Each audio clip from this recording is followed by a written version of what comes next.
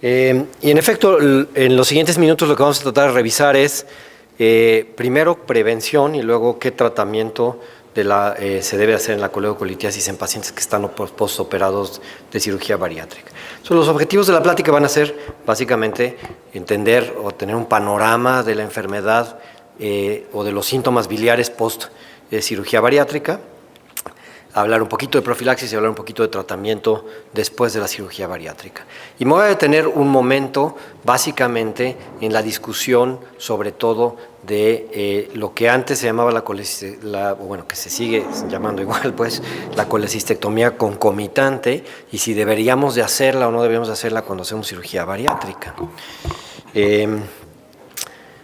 No tengo que meterme mucho a hablar de fisiopatología, ustedes ya saben que la alteración que existe en la relación entre el colesterol, los ácidos biliares y los fosfolípidos es lo que genera que se formen estos cálculos, pero cuando uno hace un análisis de los posibles factores que existen como que para generar justamente este problema de la formación de litiasis, y si ustedes se fijan, pues la obesidad tiene un papel preponderante, y no solamente la obesidad, sino todo lo que está asociado a la obesidad, básicamente la dieta, lo que llamamos la dieta de la zona del oeste o por abajo de Estados Unidos para fines prácticos, ¿no?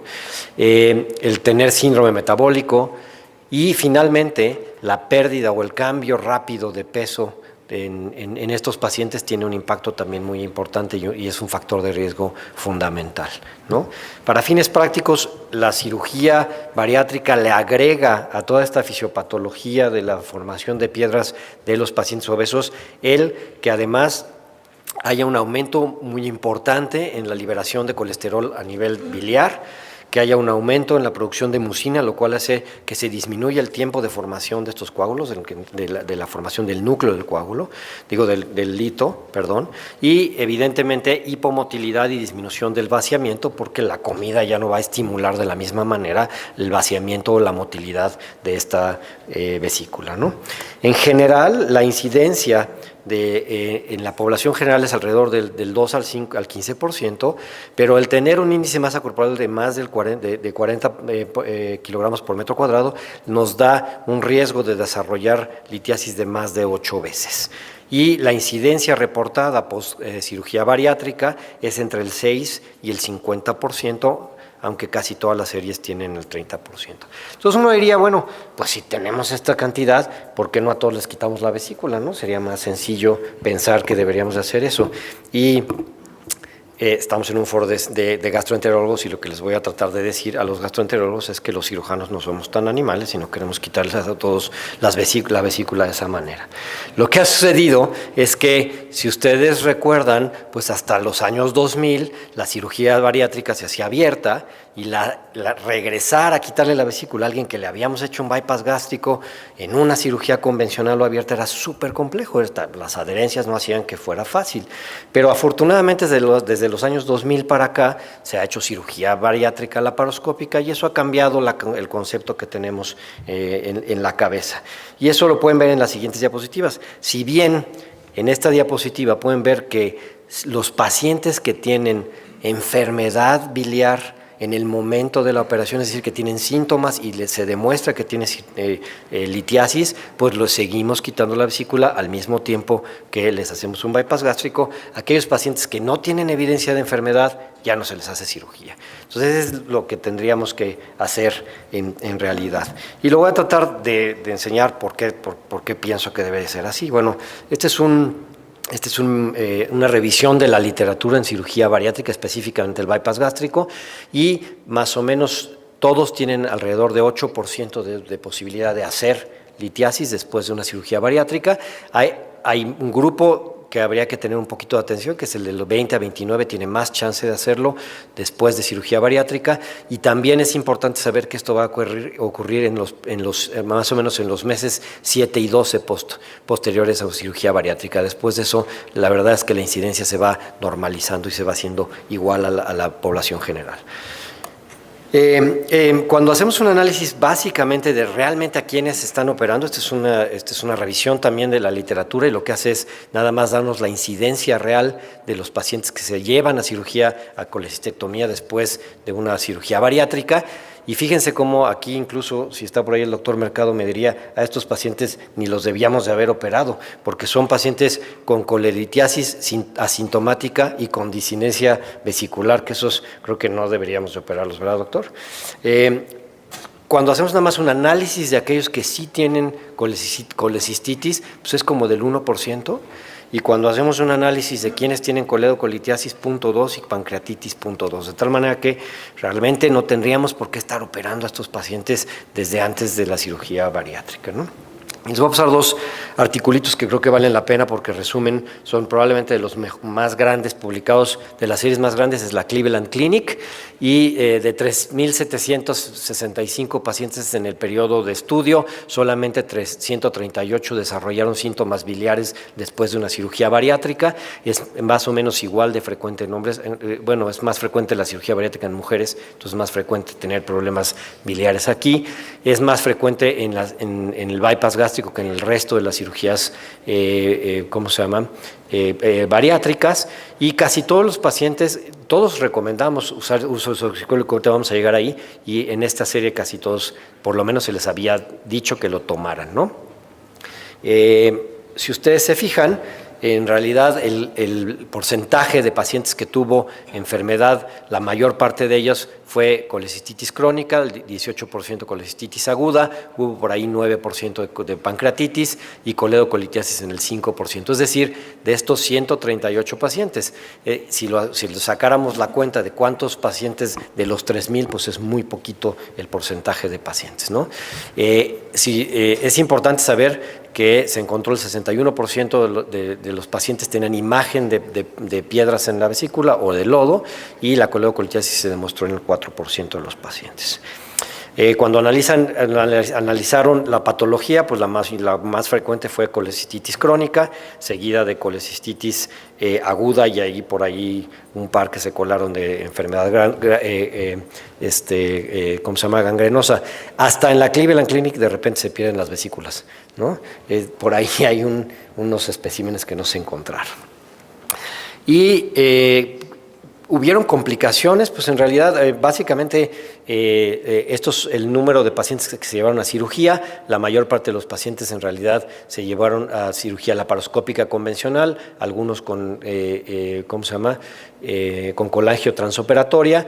Se tuvo que hacer una CPRE transoperatoria y el índice de conversión fue del 4%, de tal manera que si bien es un poquito más alto que la población general, creo que no hay ningún problema. El tiempo operatorio fue bastante bueno.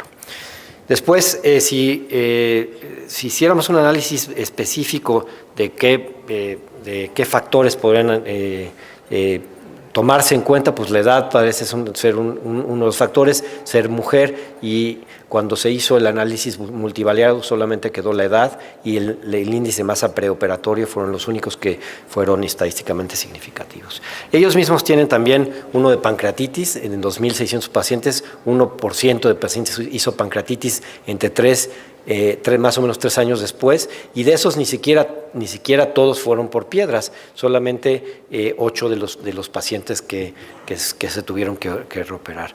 Ellos también buscaron, bueno, realmente la pancreatitis post cirugía bariátrica no es tan grave, no tuvieron pacientes tan complicados, y trataron también de hacer un esfuerzo por buscar qué factores de riesgo podrían encontrar, y los que encontraron básicamente fueron ultrasonido anormal y la y la historia de pancreatitis previa fueron los dos factores más importantes. En México se ha hecho pocos estudios, el estudio realmente hay muy poquito, el único estudio que yo conozco es este estudio de manejo expectante de los pacientes que tuvieron problemas biliares y que no tuvieron problemas biliares, o que se les tuvo que hacer cirugía o no, de la vesícula. En realidad todos, si ustedes se fijan, tiene la misma cantidad de pérdida de peso, y en un grupo de 146 pacientes solo al final alrededor del 3.4% mereció hacer una cirugía para resección de la vesícula. ¿Cómo podemos prever esto? Bueno, desde hace mucho tiempo se vio que la manera de preverlo es darle ácido ursodesoxicólico, y este es uno de los primeros estudios que se demostró en la literatura. A los que no les dieron urso tuvo el 32% de problemas de litiasis, y a los que les dieron urso tuvieron el 2%, y él de hecho describió hasta cuánto le deberíamos de dar, que es alrededor de 600 miligramos vía oral por día en los primeros 6 meses. Hay mucho en la literatura, pero lo mejor es este estudio, ¿cómo se llama? Este metaanálisis, que demuestra básicamente que sí hay más, que les va mejor si les damos ursodesoxicólico, y no, en todos los tipos de cirugía disminuye el riesgo de hacer litiasis en forma importante, y la dosis también, en principio, mientras le demos, les va a ir mejor, no importa qué dosis le demos. Entonces, en realidad, parece que 600 miligramos al día puede ser la mejor opción.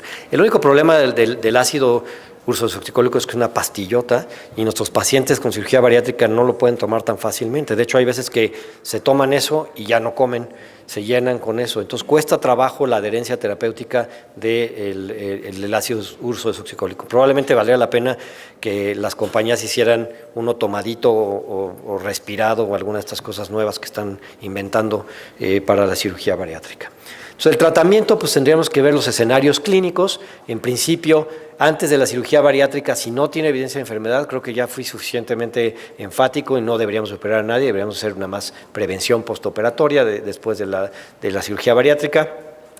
En colelitiasis asintomática creo que debemos de ser cautelosos, pero pues en principio podríamos quitarle la vesícula, y sin duda que aquellos que tienen enfermedad en ese momento deberíamos de quitarles la vesícula al mismo tiempo. Es importante aclararles a los pacientes que podría ser, y nos ha pasado en nutrición, que de repente entras pensando que le va a hacer la vesícula y la cirugía bariátrica, y te quedas en la vesícula porque es una vesícula horrible, tardas mucho tiempo y no tiene mucho sentido agregarle más comorbilidades. Entonces nos hemos frenado, nos hemos esperado, y un par de semanas después los hemos metido a hacer la cirugía bariátrica.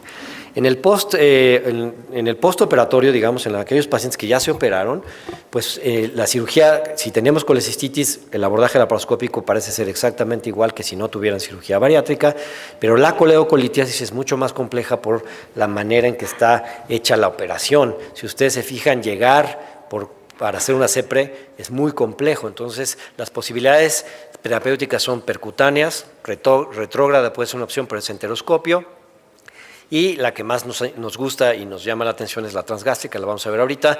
Hay incluso descrita una transentérica, y sin duda podemos abrir normal la vía biliar y hacer la exploración, ya sea laparoscópica o abierta, en forma convencional. Para retrógrada se utiliza doble balón. El éxito en cirugía no bariátrica es como del 66%, pero ojo, ahí siempre la asa biliopancreática es mucho más corta. Nosotros en cirugía bariátrica queremos tener un impacto metabólico más importante, entonces normalmente el asa biliopancreática se está haciendo alrededor de un metro, entonces llegar es mucho más difícil, y es alrededor del 30% de los pacientes se puede resolver. La otra sería percutánea. Hay un grupo argentino muy bueno que hace intentos muy importantes de resolverlo por vía percutánea. Lo que hacen es meterse a la vía biliar, empujar los litos hacia el duodeno y resolverlo, ¿no? No es tan sencillo. Y yo creo que el abordaje mejor y el más divertido es el abordaje combinado. Aquí le voy a adelantar un poquito al video para no atrasarnos, pero lo que hay que hacer es una jaretita al estómago desfuncionalizado, después le hacen un orificio, el orificio aquí lo están viendo, ponemos un trocar de 15 milímetros, y a través del trocar de 15 milímetros ya ven pasar ahí el endoscopio, y podemos resolver esto por vía combinada con los pacientes. Básicamente, los resultados en la actualidad del abordaje combinado, pues no son muchos, son realmente contados. La serie más grande tiene 32 casos, pero si ustedes se fijan, no son tan importantes las complicaciones, y yo creo que esta es el área de oportunidad para trabajar en conjunto con los endoscopistas. Los cirujanos podríamos hacer el abordaje inicial laparoscópico y resolverlo de esta manera. Y con esto me faltan 30 segundos. Creo que di un panorama rápido de lo que pasa en los pacientes después de haber hecho cirugía bariátrica. En resumen, si tienen pacientes y ustedes van a hacer una cirugía bariátrica, si no tienen nada en la vesícula, no le hagan nada. Si tiene piedras y no tiene síntomas, yo me esperaría. Si tiene piedras y tiene síntomas, quiten la vesícula. Y en el postoperatorio, a todos los pacientes es mejor prevenir y yo intentaría darles ácido urso desoxicólico. Muchas gracias por su atención.